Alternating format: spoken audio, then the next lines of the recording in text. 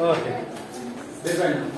So before learning about simple present tense, let's first learn about its structure. Okay. So first I will write the structure and then I will explain about it. Okay. So the structure is subject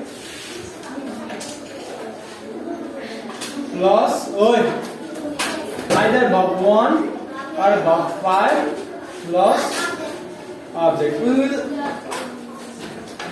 अनि चाहिँ गाडा फुट्ने गरी answer नि त अघि नै दिएर होला मात्रै छ कोही दायाँ बायाँ केही गरेर पढाइहाल्छ ध्यान दिएर चुप रहेर सुन्नु त्यति यति भन्छ okay so now let's learn where should we use simple present tense. Okay, so now we will talk about 4 conditions where we should use simple present tense or indefinite tense. Okay, so the first one is if we do something in a regular basis or something that happens regularly in a definite time period, then we use simple present tense. Okay, for example, let's write a regular activity. Okay, like I teach, or you can also use simple present tense to say something that is happening right now. Okay, अहिले केही भइरहेछ त्यो कुरा जस्तै म अहिले कसैलाई बाहिर म जाँदाखेरि कसैले मलाई के गर्दैछ साथीहरु भन्दाखेरि I teach in Tenderfeet boarding school. म Tenderfeet boarding school मा पढाउँछु हो यस्तो बेला यसरी भन्दाखेरि के काम गर्दैछ आफ्नो के भइरहेछ त्यस्तो कुरा भन्नु पर्यो भने पनि we use simple present tense or something that happens regularly, like our class starts from 11 हामी 11 or 11:30. Okay, कति बजे हुन्छ हाम्रो 11:30 right? So our class starts from 11:30. हाम्रो क्लास 11:30 देखि सुरु हुन्छ है यो सधैँ सधैँ हुन्छ हिजो पनि त्यतिखेरै भएको थियो भोलि पनि त्यतिखेरै हुन्छ रेगुलर एउटै टाइममा हुन्छ हैन ओके हो त्यस्तो बेलामा चाहिँ use simple present tense. Okay, so this is one condition, and another when we are talking about habitual actions.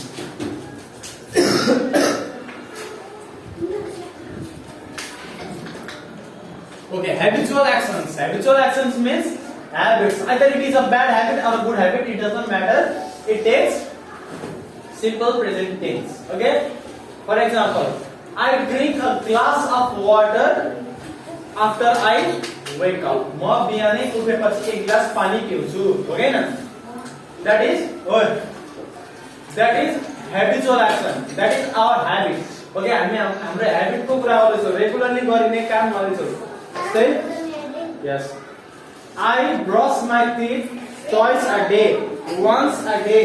यो भनेको कुनै काम फ्रिक्वेन्सीमा भइराछ होला तर त्यो के हो हाम्रो habit हो हैन हो त्यस्तो बेलामा पनि we use simple present tense if we are saying something that represents that as our habitual actions or habits. Okay, or you can also say he drinks every day. So दिन दिनै पिउँछ lot परे नि खान्छ है he smokes every day. दिन दिनै उ के भन्छ चुरोट पिउँछ चुरोट तान्छ है यो either it is a bad habit or a good habit. बानी हो बानी भन्दैछौ पानीको बारेमा एक्सप्लेन गर्दैछौ भने चाहिँ यसको यस्तो बानी छ उसको यस्तो बानी छ मेरो यस्तो बानी छ भनेर भन्नु पर्यो भने we use simple present tense. Okay, so and another is scientific or SCIENTI, we are either scientific or universal facts. Okay, so if we are talking about scientific facts or universal facts, we use simple present tense. For example, scientific fact means okay universally applicable नै हुन्छ तर साइन्सले नै prove गरेको चाहिँ पानी 100 डिग्रीमा के हुन्छ boil हुन्छ है एउटा water boils at 100 degree celsius यो साइन्सले प्रुभ गरेको कुरा हो हैन त्यो भनेको साइन्टिफिक फ्याक्ट हो साइन्टिफिक फ्याक्ट हो 100 डिग्री त्यसलाई हिट दिएर 100 डिग्री सम्म पानीलाई पकायो भने त्यो उम्लिन्छ है त्यो हो तिमीलाई थाहा थियो थाहा थिएन साइन्स पढ्नु पर्छ तिमीले पढ्नु नै पर्छ यो वाला क्लास हो right so it is out in class 3 4 5 यसैमा पढाइनु हुन्छ है ओइ सो पानी चाहिँ 100 डिग्रीमा बोइल छ wait. So that is scientific fact. Then we use simple present tense. Water boils. Water is subject, boils buffer at 100 degrees Celsius. All these are object. Okay. So and universal fact. Universal facts are like the moon appears at night. The moon, that is subject, appears, that is buffer at night, that is object. Okay. So universal fact means universe ma je छ त्यो चाहिँ हो universal truth of the fact है जब सब scientific fact universal fact universe मा के भइराछ universe यसरी नै चल्छ यो universe यसरी नै चल्छ भन्ने हाम्रो जुन कुराहरु छ है यिनीहरुलाई universal fact भन्छ त्यसैले हामी simple present tense युज गर्छौं okay so the sun rises in the east The sun rises in the east भनिदैन कहिले पनि हिजो त घाम त पूर्वबाट उदाएको पो थियो त भनिन्छ हिजो घाम पूर्वबाट उदाएको थियो हुँदैन घाम पूर्वबाट उदाउँछ हुन्छ जहिले हिजो पनि उदाउँछ भोलि पनि उदाउँछ 10 दिनपछि उठेर उठ्दा हेर्दा पनि उतैबाट उदाउँछ है जे गरे पनि उतैबाट उदाउँछ युनिभर्सल फ्याक्ट र अस्ताउन गएर पश्चिमै गएर अस्ताउँछ that is also universal fact so if you are talking about something that is universal or scientific fact then we use simple present tense or present indefinite okay and the last one is तिमीलाई मैले भन्ने याद हाम्रो किताबमा भएको भन्दा नै मैले दुईटा चाहिँ एक्स्ट्रा भन्दैछु हाम्रो किताबमा मात्र रेगुलर एक्टिभिटी को मात्र कुरा गरेछ म चाहिँ एक्स्ट्रा थपेको तीनटा कुरा एक्स्ट्रा भन्दैछु and last one is के भयो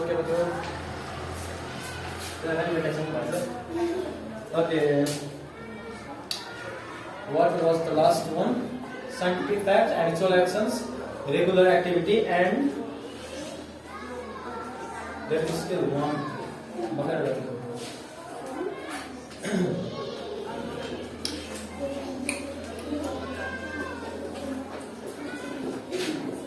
Okay, sorry. Sayings and proverbs.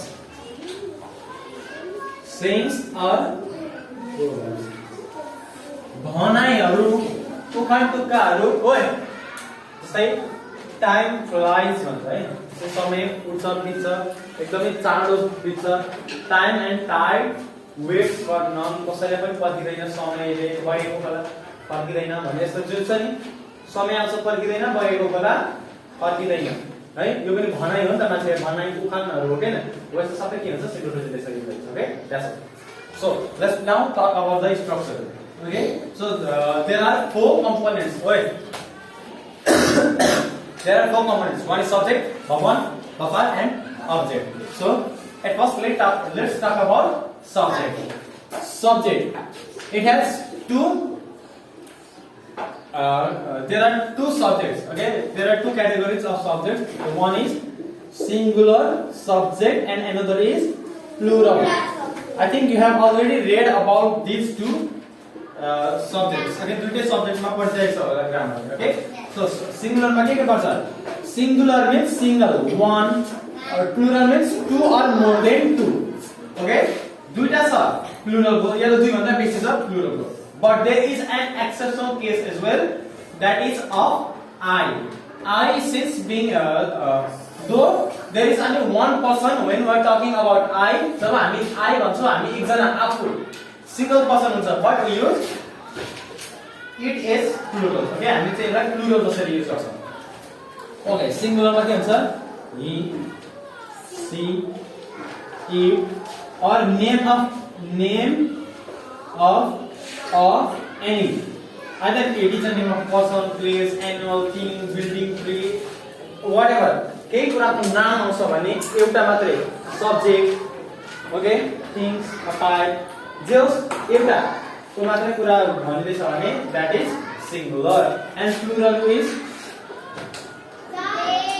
we they you I दुईजना राम प्लस श्याम होला अनि यस्तो या त प्लुरल अरु कुनै सब्जेक्ट थुप्रै हुन्छ ओइ classes glasses okay mice cats cars plural पढेछ नि त तिमीले चाहिँ sir all these are plural and they take according okay either they take verb 1 or verb 5 त्यो कुरा चाहिँ सब्जेक्ट कुन either verb 1 or verb 5 कुन लिन्छ भन्ने कुरा चाहिँ सिंगुलर अथवा प्लुरल गर्दा थाहा हुन्छ है and singular takes what does singular take verb 1 or verb 5 verb 5 and plural takes verb 1 okay he she it अथवा एउटा मात्रै व्यक्ति ठाउँ जे छ त्यस्तो परिणाम आयो भने verb 5 लिन्छ भने इधरले verb 1 लिन्छ